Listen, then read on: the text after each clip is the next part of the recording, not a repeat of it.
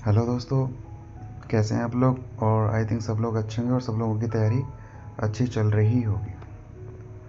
तो दोस्तों, आज हम बात करने वाले हैं सीईटी समान पात्रता परीक्षा 2024। तो देखो दोस्तों, इस समय अब ज़्यादा टाइम तो बचा नहीं है परीक्षा को लेकर। तो इन अ नटशेल हम कैसे कम समय में अपनी तैयारी को इस तरह से करें कि हमारा जो क्राइटेरिया है 40% उसको हम इजीली पास कर सकें। तो आज हम इसी बात पर बात करने वाले हैं। और ये जो मैं आज बताऊंगा दोस्तों, ये अनुभव के आधार पर बताऊंगा। और लास्ट में जो ये रणनीति है, अगर इसमें भी इस तरीके से आपने कर लिया तो यकीन मानिएगा कि ये 40% जो है क्राइटेरिया है उसको पास करने में ज़्यादा दिक्कत नहीं होगी, लेकिन उसके साथ मेहनत करनी पड़ेगी। तो फर्स्ट ऑफ ऑल तो मैं ये बात बोलना चाहूँगा कि आप सीईटी को हल्के में ना लेना। ऐसा भी हो सकता है कि 40% लाना बहुत बड़ी बात बन जाए अगर पेपर का लेवल थोड़ा अच्छा आ गया तो अपनी तैयारी को हमको इस तरह से करना है दोस्तों कि किसी भी तरीके से हमको इसमें एग्ज़ाम में, क्योंकि 40% ज़्यादा नहीं होता है या इस तरह से बातें दिमाग में नहीं लानी है। और हमको इस तरह से तैयारी करनी है कि ये 40% का जो मार्क्स है ये इजीली पार हो सके। तो देखो दोस्तों कि जो इसमें आने वाले जो सिलेबस है उसके सिलेबस के अकॉर्डिंग इसमें जो आ रहा है वो है भारतीय राष्ट्रीय आंदोलन पर विशेष बल के साथ राजस्थान और भारत का इतिहास। और दूसरा है राजस्थान का इतिहास, कला, संस्कृति, साहित्य, परंपरा और विरासत। तो देखो दोस्तों, आपको विशेष बल तो जो देना है वो राजस्थान पर ही देना है। राजस्थान का इतिहास, कला, संस्कृति, साहित्य, परंपरा और विरासत, ये आपको बहुत अच्छे से करना है। एक बार को आप जो इंडिया वाला पार्ट है उसको आप स्किप भी कर सकते हो। सेकंड नंबर पे जो है वो है भारत का भूगोल, आप एक बार को स्किप कर सकते हो। फिर उसके बाद आता है राजस्थान का भूगोल, ये आपको बहुत अच्छे से करना पड़ेगा। राजस्थान का भूगोल, राजस्थान का इतिहास, आर्ट एंड कल्चर राजस्थान का, और राजस्थान की अर्थव्यवस्था।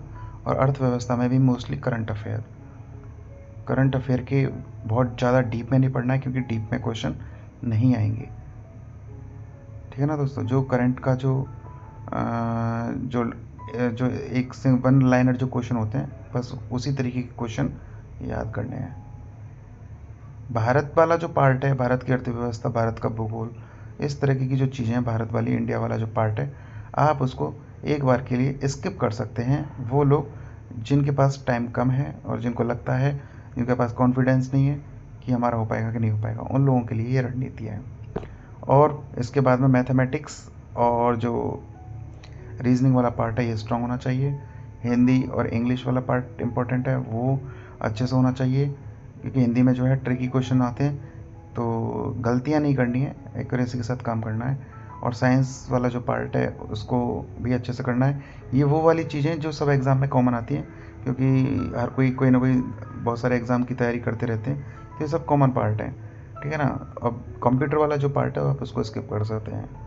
तो देखो दोस्तों, ये जो रणनीति है कि राजस्थान का जो है वो फर्स्ट करना है, सबसे पहले करना है, चाहे वो राजस्थान का इतिहास हो, भूगोल हो, अर्थव्यवस्था हो, या राजनीतिक व्यवस्था हो, या फिर करंट अफेयर हो, है ना। ये सब हमको करना है। राजस्थान का जो पार्ट है वो हमको अच्छे से करना है। और उसके बाद में मैथ्स, रीजनिंग, साइंस, ये हमको करना है। तो इसके लिए सबसे बेस्ट जो ऑप्शन है कि इसको इन अ नटशेल अब किस तरह से हम करें कि इतना ब्रॉड सिलेबस है, क्योंकि पता नहीं लग पाता है कि कौन सा टॉपिक को करें, कौन सा टॉपिक नहीं करें। और करने के बाद में भी अचानक से जब क्वेश्चन आता है तो इतना जो ब्रॉड सिलेबस है वो दिमाग में नहीं रह पाता है और हम कंफ्यूज हो जाते हैं। तो देखिए, अभी जितना भी टाइम अभी बच रहा है उसमें बहुत कम समय में अच्छे से रिवीजन करने के लिए या अच्छे से करने के लिए आप एक काम कर सकते हैं। आप कोई भी एक टारगेट बना लो कि 10 क्वेश्चन पेपर हमको करने हैं, 10 पेपर हमको करने हैं। 150 क्वेश्चन के अकॉर्डिंग आप लगा लो, 1500 क्वेश्चन हो जाते हैं। तो उससे क्या होगा, एक कॉन्फिडेंस जनरेट होगा आपको। ऐसा नहीं है टेस्ट दे लिया और उस सबको जज कर लिया बस हो गया, नहीं। उस टेस्ट के थ्रू क्या करना है हमको, जो उसकी थ्योरी है वो पढ़नी है। जैसे मान के चलिए कोई क्वेश्चन आया कि जैसे कि राजस्थान का इतिहास को लेकर कोई क्वेश्चन आया कि जैसे जो लोक देवता होते हैं, और लोक देवता आपसे पूछ लिया कि रामदेव जी के बारे में पूछ लिया, गोगा जी के बारे में पूछ लिया, किसी के बारे में पूछ लिया, तो आपको एक दिया हुआ है, आपको 4 करने हैं, आपको 5 करने हैं, जितनी भी हैं। किसी भी एक शॉर्ट बुक को ले लो, जैसे सिखवाल वगैरह, क्योंकि ब्रॉड करना नहीं है, बहुत ही कम में काम हो जाएगा। तो एक को लेकर के आप जो है बाकी के 4 को अपने से खुद से कर लो। तो इस तरीके से करने से आपको कॉन्फिडेंस के साथ जो चीज़ें हैं वो क्लियर भी होंगी, और आपकी जल्दी से जल्दी तैयारी होगी। और इसमें एक चीज़ आपको इम्पोर्टेंस के साथ ये मिलेगी कि जो जिस तरीके के क्वेश्चन पूछे जाते हैं, ये आपको पता लग जाएगा किस तरीके के क्वेश्चन पूछे जाते हैं, और उस क्वेश्चन की तरह से जो पूछे जाते हैं उसकी सिमिलरिटी के आधार पर आप अपने नोट्स जो हैं वो बना सकते हैं, जहाँ जहाँ से वो क्वेश्चन पूछे जाते हैं। तो इससे होता ही है कि आपको ये बात पता लग जाती है कि क्वेश्चन जो पूछे जा रहे हैं वो किस तरीके के पूछे जा रहे हैं। अब मान के चलिए आपसे क्वेश्चन पूछा गया भारत की जो राजनीतिक व्यवस्था, उसके आधार पर पूछा गया कि राष्ट्रपति के बारे में पूछ लिया, तो आप प्रधानमंत्री भी कर लो, मंत्रिपरिषद भी कर लो, विधानसभा भी कर लो, या फिर ये लोकसभा कर लो, राज्यसभा कर लो। तो क्या है कि इस तरीके से सिमिलरिटी से क्या है, आपके नोट्स तैयार होंगे, और जो मोस्टली जनरली जो सवाल पूछे जाते हैं वो आपकी जो है आपको पता लग जाएगा। तो बहुत कुछ करने की ज़रूरत नहीं पड़ेगी आपको, सिर्फ वही करने से आपका काम हो जाएगा, और कहीं ना कहीं वो सिमिलरिटी के क्वेश्चन पूछ लिए ही जाते हैं। मैथ्स और रीजनिंग का जो पार्ट होता है उसकी आपकी प्रैक्टिस हो जाएगी, और साइंस के जो क्वेश्चन होते हैं वो भी आपके पास एक तरीके से 150 क्वेश्चन जब एक पेपर में मिलते हैं, और 10 क्वेश्चन पेपर का सेटअप कर लेते हो तो उससे आइडिया लग जाता है। और जो है जैसे अगर 5 में जैसे ये ऑप्शंस आते हैं तो आपके लिए इजी हो जाता है कि 2 को या 3 को हटा करके अपना राइट आंसर निकालने की जो प्रोबेबिलिटी है वो आप में आ जाती है।